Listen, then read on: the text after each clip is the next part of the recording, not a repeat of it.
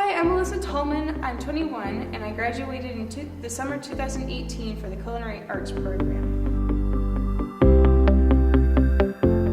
After I graduated the Culinary Arts program, I started community college and I support myself working full-time as a line cook. Right out of high school, I didn't have the personal accountability that I would need to succeed in college. And throughout my time at the Job Corps culinary program, I eventually learned to pick up those skills. Job Corps taught me a lot of personal responsibility. In order to complete my trade, I had to take a lot of responsibility for my own actions, and I had to adopt a get-to-it attitude. And I probably wouldn't have started college if I hadn't learned to pick up that get-to-it attitude.